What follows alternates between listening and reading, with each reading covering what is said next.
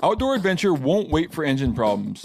Things like hard starts, rough performance, and lost fuel economy are often caused by fuel gum and varnish buildup. Seafoam can help your engine run better and last longer. Simply pour a can in your gas tank. Hunters and anglers rely on Seafoam to keep their engines running the way it should the entire season. Pick up a can of Seafoam today at your local auto parts store or visit seafoamworks.com to learn more. There's nothing like snook hook sets at dawn or catching a tarpon in the moonlight. Find your next fishing trip made easy on fishingbooker.com and experience the magic of the Sunshine State or any other destination on your fishing bucket list. Book a blue water adventure in search of sailfish or go snapper fishing with the kids. With over 6,000 captains and trips to choose from, planning your next one just got a whole lot easier. Download the Fishing Booker app on the Google Play or App Store or visit them online at fishingbooker.com to book your trip today.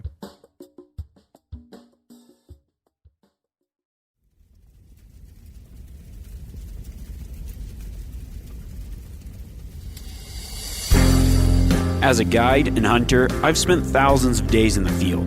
This show is about translating my hard-won experiences into tips and tactics that'll get you closer to your ultimate goal, success in the field.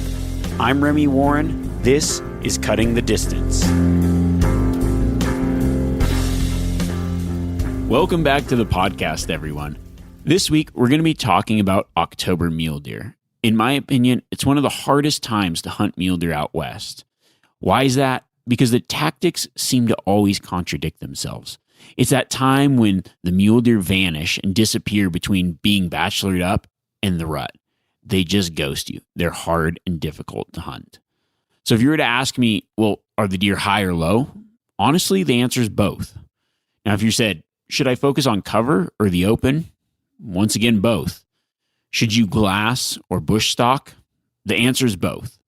So this week, we're going to even odds on October mule deer by sharing this now open secret of using contradictory tactics that effectively put you in a terribly good position for success. But before we do that, I want to share the most successful, unsuccessful hunt I've had for October mule deer.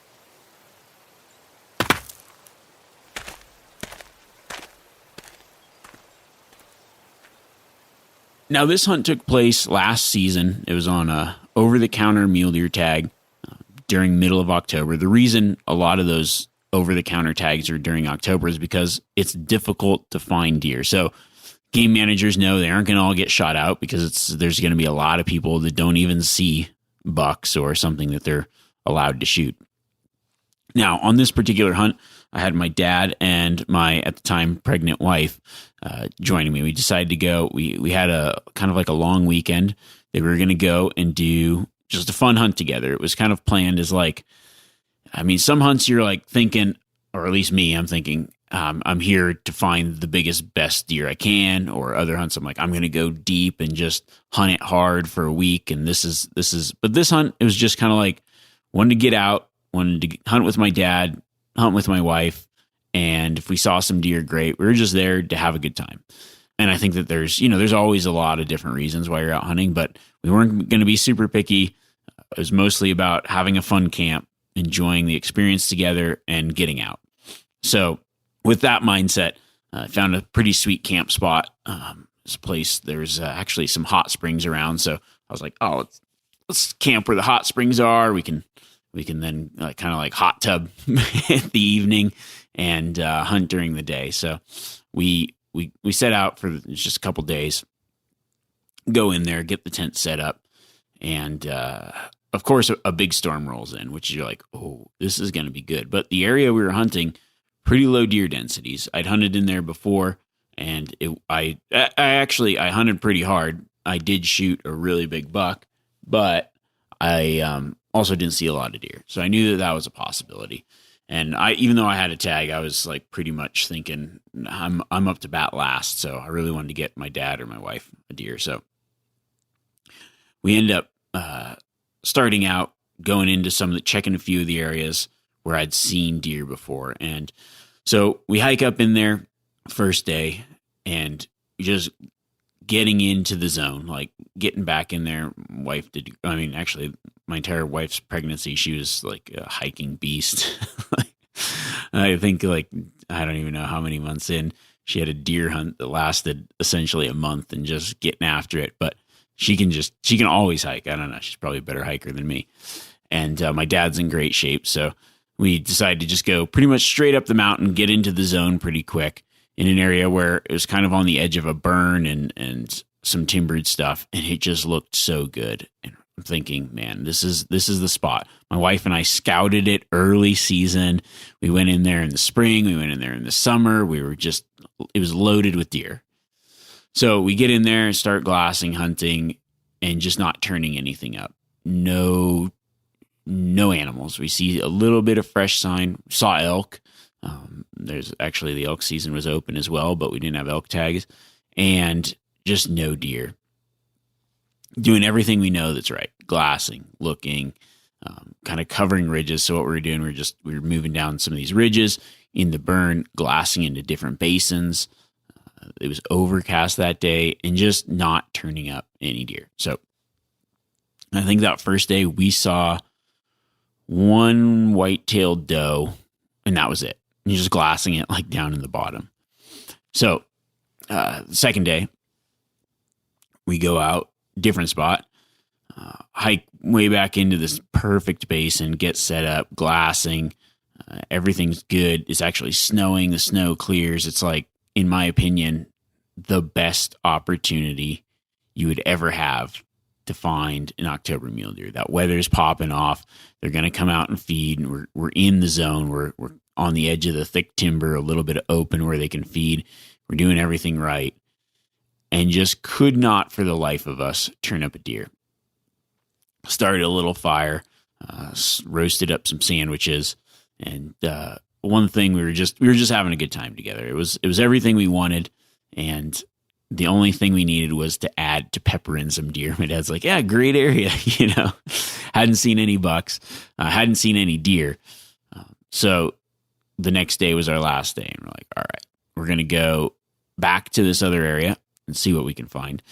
And it's just one of those things you're thinking, man, I haven't seen anything, but I know the deer here. So we switch up tactics. We were going into places we could glass. We decided now we're going to go into places where you can't glass. Those really thick pockets where the deer should be bedded and hanging, right on the edge of actually a place where I'd gotten into some deer a couple years earlier. So we go in there, and on the way up, like 100 and I would say 200 yards off the trail, something catches my eye. I look, and there's a bedded mule deer doe. And she blended in so good just watching us walk by. And that was immediately click in my brain going, this is why we aren't seeing them. They're just bedded tight. Like, they aren't moving around. They're in these little pockets, and they don't want to be seen. For whatever reason, they are tucked in tight. So we're like, okay, this is what we're looking for. We finally found the target animal. Now we just got to find a buck. So my dad and I go up, keep cruising up to the top, and we get to the top, and it's like this flat little basin kind of thing, and it's just thick, and there's a little bit of burn in there, but it's mostly just timber. So we just start bush stalking through it, get the wind right, and checking all these little benches and just similar places to where we'd seen that doe, and just every little pocket, moving over, going, glassing it, then even just glassing close. So we get up to the top. It's the evening of what would be our last day of this long weekend. And just, we're glassing this, like just walking and glassing in front of us, probably 300 yards, most you can see. All of a sudden my dad goes, buck. We're like, what? Okay, we get down. And sure enough, it's just an antler tip and an ear of a buck on this ridge bedded up. And this is the evening, like when you'd expect deer to be walking around. So we're like, all right, man, this is it. Get my dad set up. And there's a little bit of brush in the way. So I'm like, all right, I help him dial up his scope, 300 yards. And we're like, he's bedded, but all you can see is the top of the deer. So I was thinking, well, we could try to get him to stand here, but it's shooting through a lot of stuff. So I scoot over, and I've got a clear view. And at this point, I think the deer had heard something because he's now pretty alert on us. So I'm like, all right, keep on him. Let's keep watching him. And then we decide, we don't have a good shot here. So I'm like, Dad, crawl up just a little bit and move over. I think you'll have a good, like where I was sitting, I could have shot him in his bed. And then that way, if he stood up too, I think he'd have a clear shot. Everything's good. So my dad grabs his stuff. This buck was so keyed in. I mean, we dropped our packs, everything. He grabs his pack to move. That buck gets up on a dead run away from us. It was such a heartbreaker because, we hiked a lot. We put in some time. I mean, not a lot of time, but a long weekend, the time that we had. And here's the one buck that we find in the deep timber, and he just blows out as fast as he can be. And we think to ourselves, this is why October deer hunting can be so difficult. But we went back that night, got in the hot spring, had a great meal. I cooked up a elk tenderloin, some tamales that a friend had made over the fire. And it was just one of those like hunts that even though we came away with nothing, we remembered, one, how difficult it is. Two, we got to enjoy the company of each other, and just a hunt that was the first time my wife, my dad, and I had hunted together like that. And it kind of reminded me of just those hunts growing up as a kid when we join up with family or whatever and be able to get out. It was just a cool experience because, hey, we had a tag in our pocket and there was definitely an opportunity. We weren't successful, but I would say that the trip overall was a successful venture.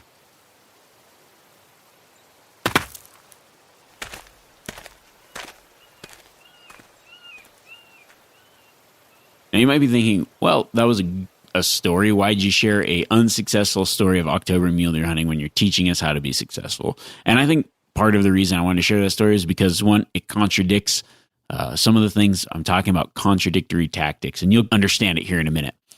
But the other thing is, October mule deer hunting can be tough. Now, I've found over the years through guiding, I've cut my teeth chasing deer this time of year when they're pretty much non-existent in general type areas, and we've found some giant deer. We've taken 190-inch type deer in general tags that have low densities and not a lot of big deer.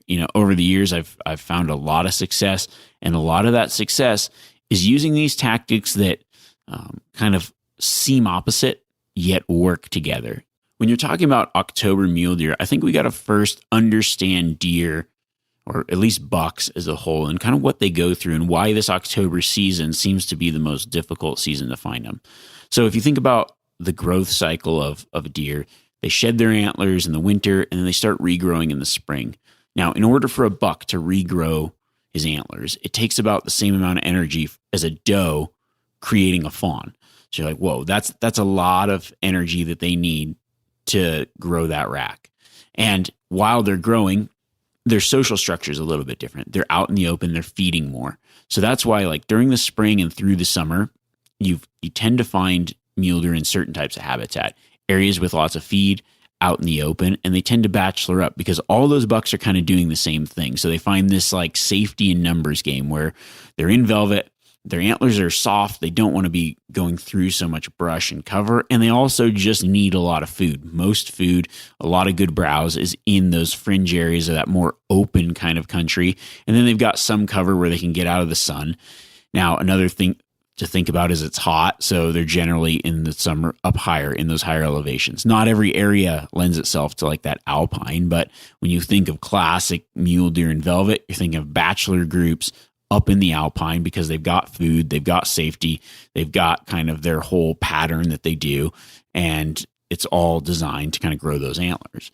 Now we fast forward a little bit longer and they start to shed that velvet. They rip that velvet off, and then what happens? Well, that early September season, they kind of stay together in those bachelor groups, but they've got their antlers shed and they spend a little less time out in the open. It's like they're now don't need as much food, but they're still kind of used to like, hey, summer was going, it was cool. Then as they kind of get into this October season, what starts to happen is those bachelor bucks start to split off for a couple reasons.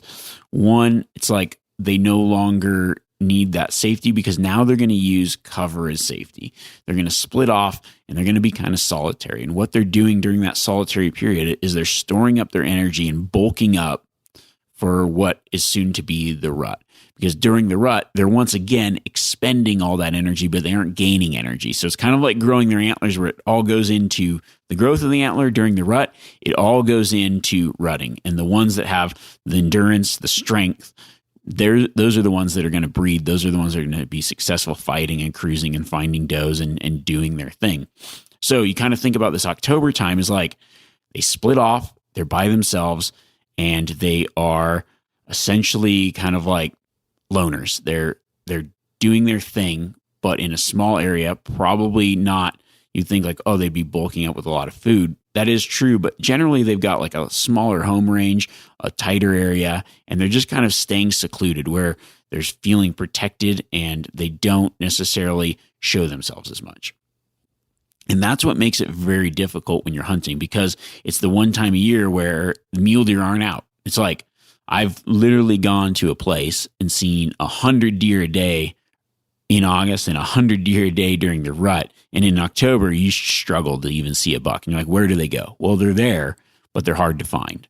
So generally, when I'm thinking about October deer tactics, the first thing I think of is go where they are, which is the timber. So tactic one is go to the timber. And the reason that is because we're thinking about their behavior and where they're at. So we're going to hunt in those areas that they are. Now, you got to have to, when you're thinking about hunting, you've got to like break down the area you're hunting specifically based on, like, you choose your tactic for where you are. Now, if you're in an area that has a high alpine and you know that those deer are in that alpine, the most logical thing is that those deer are now going to be moving from that higher elevation to that first level of timber that maybe, I would say, like 1,500 to 3,000 feet lower, depending on the elevation of the mountain range you're at. And they're going to be in that more like that band of cover. And so you got to kind of think about, okay, this is where I'm going to pinpoint those deer. They're going to be out of that alpine and just a little bit lower. Now, you're thinking like, well, you know, if I asked earlier, are they high or are they low? Well, one, it depends on the area. And two, it depends on the type of country that you want to hunt. Because the opposite side to that is also during that time looking lower. Like, I guess it just kind of depends on your frame of reference. Are they high or are they low? They might be lower than they were in the summer, but they might be higher than they are in the late fall when they come to rut. A lot of the rutting action is going to take place in what would be the foothills, the lower country. If you've got that kind of classic low valleys, foothills, mountains, big mountains, the deer are now going to be kind of hitting that area in between the foothills and the top of the mountains. So the flip side to that is check out the lower country, that area that's the fringe between where they're staging to breed. So you've got that stuff below the alpine and you've got that stuff above the foothills. And you've got this kind of band where you can think of, see, it's seemingly two opposite trains of thought. One, you're going high, one, you're going low. But in both those type of areas are areas to concentrate for deer this time of year. And it really depends on the type of area you're hunting. Now, another thought is some of those deer will still stay high. So you go, okay, well, the deer are secluded. They're finding cover. And that is very true. But you will also still find deer up in that alpine country in those patches that provide that cover and food that haven't moved down that elevation. So it depends on the type of country you're hunting. I would say go high if there's good cover high, like if it's not pure just like open alpine, if you've got good habitat and good structure for them to stay safe, and the general area where they breed is not super low, then you're going to catch them high. If on the flip side, your area is a little bit lower elevation, like it just doesn't have that high alpine, then I would go low and kind of catch them on that fringe of where the does, like you'll be going up into an area and you'll see does everywhere. And you're like, this is a nursery, right? It's just does, and maybe little forky bucks, but you don't see any mature bucks. So you got to think those bucks are going to be in a higher elevation than that nursery in that kind of low type of terrain. So when looking for October mule deer, you're both going to go high and you're going to go low. It's that high country and that low country, depending on the type of area you're in. And sometimes if an area has both of that, both those type of areas can be very successful and productive. It just depends on the type of weather it's recently received and kind of where the does and other deer are staging. We've all seen plenty of gadgets and fads come and go, but here's one product that stood the test of time. Seafoam Motor Treatment. Lots of hunters and anglers know that seafoam helps engines run better and last longer. It's really simple. When you pour it in your gas tank, seafoam cleans harmful fuel deposits that cause engine problems. I'm talking common stuff like hard starts, rough engine performance, or lost fuel economy. Seafoam is an easy way to prevent or overcome these problems. Just pour a can in your gas tank and let it clean your fuel system. You probably know someone who has used a can of seafoam to get their truck or boat going again. People everywhere rely on seafoam to keep their trucks, boats, and small engines running the way that they should the entire season. Help your engine run better and last longer. Pick up a can of seafoam today at your local auto parts store or visit seafoamworks.com to learn more. There's nothing like snook hook sets at dawn or catching a tarpon in the moonlight. Find your next fishing trip made easy on fishingbooker.com and experience the magic of the Sunshine State or any other destination on your fishing bucket list. Book a blue water adventure in search of sailfish or go snapper fishing with the kids. With over 6,000 captains and trips to choose from, planning your next one just got a whole lot easier.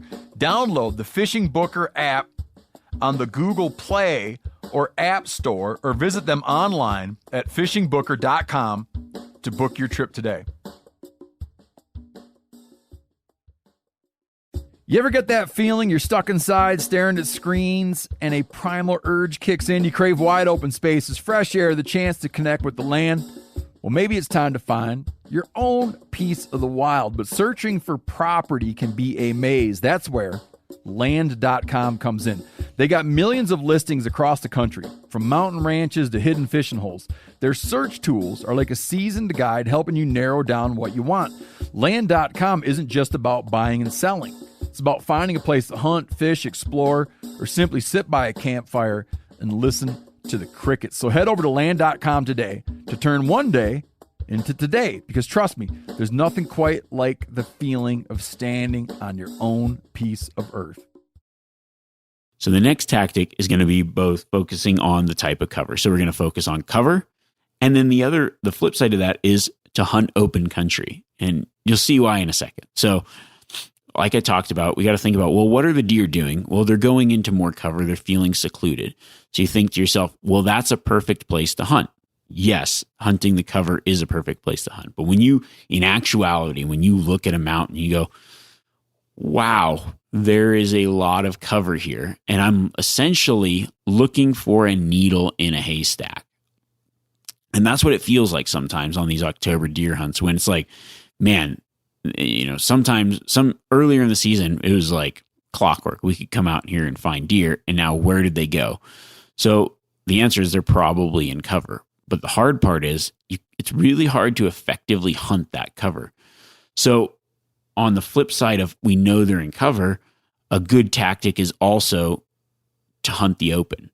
You think, well, they aren't in the open as much, and that is very true. But the deer that are there are easier to find. So it's kind of a catch-22 where you're saying most of the deer are in the cover, but the deer that are easiest to find are outside of that cover. They're in that country that might be more open, or that more open country where I can limit the amount of cover is easier to find deer. I go back and forth when it comes this time of year to the places that I hunt. It is a lot easier to find deer in those more open areas because you're still focusing on cover, but you're looking for the open areas because there's less cover for the deer to hide in, and it's easier to catch them in the open. On the flip side, a majority of the deer will be in that thicker cover terrain. The stuff, even if it's open country like Nevada mule deer type country, they're going to be in that thick mahogany band. They're going to be in that PJ this time of year. They're going to be in that stuff that's really thick. And if the majority of the deer are in that's your best odds for finding a really mature buck, because he's probably going to be in that country that is the safest for him from hunters, because in these areas where there's general tags, the ones that are in the easier places to find generally get shot. So they don't get the age, they don't get the maturity. If you're looking for a true giant in a general tag, you want to hunt deep pockets that are full of cover. And so that's why I would say both focus on cover and hunt open country. You've got a little bit of both options. Now, when it comes to the tactic for hunting October mule deer, I would say there's two options: glass hard or bush stock. And I would say that both tactics are what you want to do. You want to do this combination of covering through country, covering through that cover. So moving through those pockets, moving into those timber pockets, moving in those ridges that are hard to glass. But then also, honestly, this time of year is really about covering country. So you have to do it every way you can. It's with both glassing and still hunting and moving. Covering those ridges in areas where it's like it takes you into that cover where the deer are probably going to be, but also allowing you to look over a lot of different country and catch those deer that are moving between cover, catch those deer that might be out. Maybe they're just cruising to a new pocket or getting ready to stage, or those deer that it's like, hey, I'm out in the open. I live in open country, so we're going to glass it. So generally my October deer hunt strategy looks like this. I get up and I start my morning on a glassing knob. So I will get up there and I'll find an area that I can overlook a bunch of different places where it's like timber pocket, feeding, sage, open country where it's like, this is mule deer habitat, prime mule deer habitat. I glass the, if it's like aspen type country, I glass the edge of those aspen trees in the morning, the ridges. I'm really just picking it apart. And then as the day progresses, I kind of start moving and changing my tactic. I don't really sit still when it comes to October deer because I know that the more I move around, the higher likelihood I have of finding what I'm looking for. Now, there's a lot of people that can be very successful this time of year just knowing, hey, I know the deer use this basin. I see the sign. I'm going to sit here and wait until that deer comes out. And they might sit 4 or 5 days glassing and looking, and then sure enough, the deer comes out. I just personally, that's not my hunting strategy or tactic, and it does work, but it just drives me crazy. Like I just lose that patience. So what I like to do is then move up the ridges and find those bedding areas, those thick pockets where I believe deer will be, and then going between glassing points. So I'll move up a ridge or whatever, glassing along the way, looking for deer. And then when I get into a new pocket, sitting and glassing. Now, I do know that when you get into these new pockets that look good, you're really doing yourself a disservice to judge that pocket based on what you're seeing that is not morning or evening. During October time, deer spend a lot of time bedded. And if the moon's weird, if it's got like a full moon or something like that, they might even spend the evenings bedded. They might only be out in the morning or the evening. It just depends on how they're feeling, the type of weather or whatever. So they aren't going to be out very often. So you really, when you find a good spot where you're seeing a lot of sign, you're like, this pocket's good, it's good for glassing. You then judge that pocket based on the right times of day, not the middle of the day. So that's something to think about. But then the rest of the day, I spend cruising that timber, still hunting, because I will catch deer moving in that timber, find them in those little pockets. I'm looking for sign, both tracks and, scat and whatever. Even sometimes you'll start to see some initial rubbings where it's like, hey, they're kind of marking out their turf. They're cruising around. They're preparing for the rut, both mentally and physically, I guess. And so the way that I like to structure my hunt is glassing in the mornings, moving throughout the day, finding like new areas where it looks like, okay, this is another good glassing spot, glassing it because you will oftentimes turn up deer even out in the open in the daytime. Maybe they're bedded or whatever, but looking for those bedded deer, then continuing moving through cover, bush stalking, and then getting to, in the evening, set up, posted up for more glassing. And that I found is probably the most successful way, by combining all those things, like understanding where the deer might be and deciding, okay, high or low, which it could be both, deciding whether to focus on cover or more open, where yet they're in the cover, but the more open might be more successful. And then doing the combination of glassing and still hunting, you're covering the most country the most efficiently. And that's the best way to find some of the hardest deer to find during this time of year. I hope this helps you guys find some success if you got that October deer tag. I definitely want you to send me some pictures, keep me posted on your success. I've had so many awesome, already a lot of guys being successful using some tactics, some stuff from last season. I know some, I did get a few comments, people wanting they're like, I want this October deer stuff in September and the September elk stuff in August, and I understand that, being able to prepare for it a little bit better. But also I like to kind of do things that are topical when we're doing it. There's a lot of guys cruising out this weekend, and maybe this tactic, when they're fresh, I feel like they also help a lot too. So in the future, I'll try to get ahead of some of the tactics. We'll talk a little bit about some late season elk tactics, some good rifle tactics. One thing that I did get a lot of questions on was just talking about gear, and I generally would break up, a lot of the podcasts, I guess, like in this quote unquote schedule, doing kind of a gear dump thing, and we haven't done one for a while. So I always think that that's fun. It's kind of one of those things, like I'm fortunate I get to try a lot of gear and use a lot of gear. And so gear, I definitely I feel like I can talk forever about gear. Hunter, you get two hunters in the same room together, dude, it's just like gear talk city. That's all it is. But maybe we'll do a little bit of gear stuff too, just for the people that have asked for it. And then once again, feel free to send out your comments. The best way is at Remy Warren on Instagram. Or even I've been checking the YouTube stuff a little bit more as well. I've got some pretty awesome hunts that I just did. I should probably, it's kind of fun to talk about like recent hunts. I know a lot of the stories and stuff have been from past hunts. Some are recent hunts. It's actually just had an incredible moose hunt that was really fun.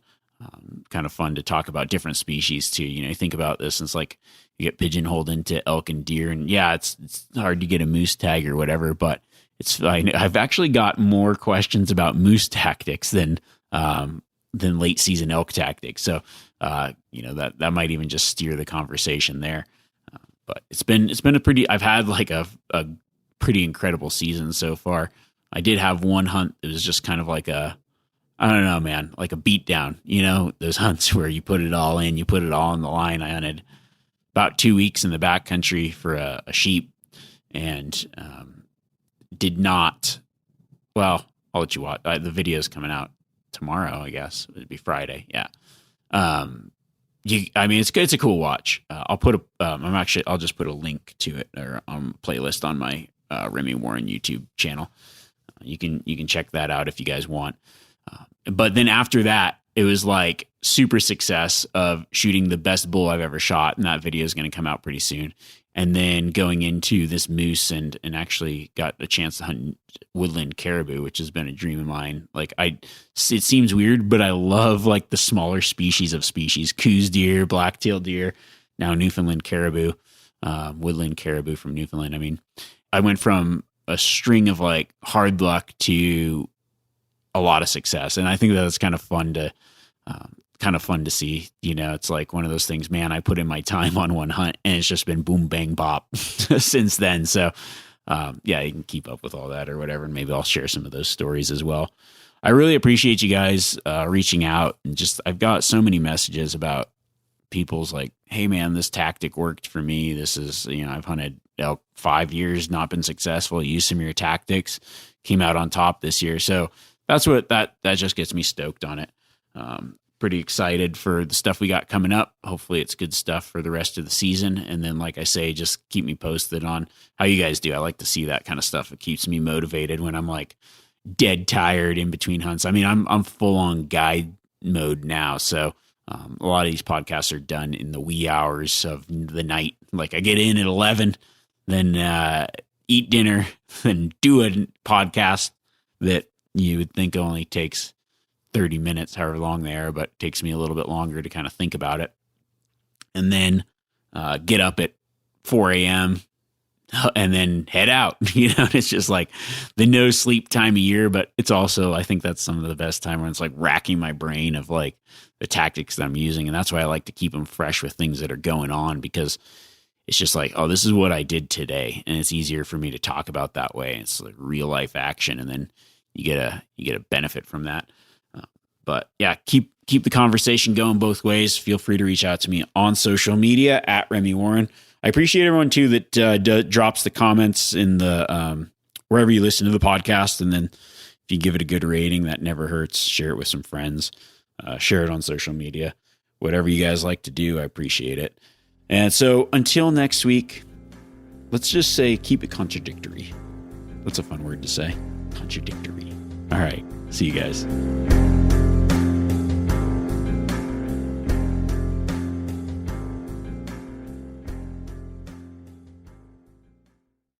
Outdoor adventure won't wait for engine problems. Things like hard starts, rough performance, and lost fuel economy are often caused by fuel gum and varnish buildup. Seafoam can help your engine run better and last longer. Simply pour a can in your gas tank. Hunters and anglers rely on Seafoam to keep their engines running the way it should the entire season. Pick up a can of Seafoam today at your local auto parts store or visit seafoamworks.com to learn more.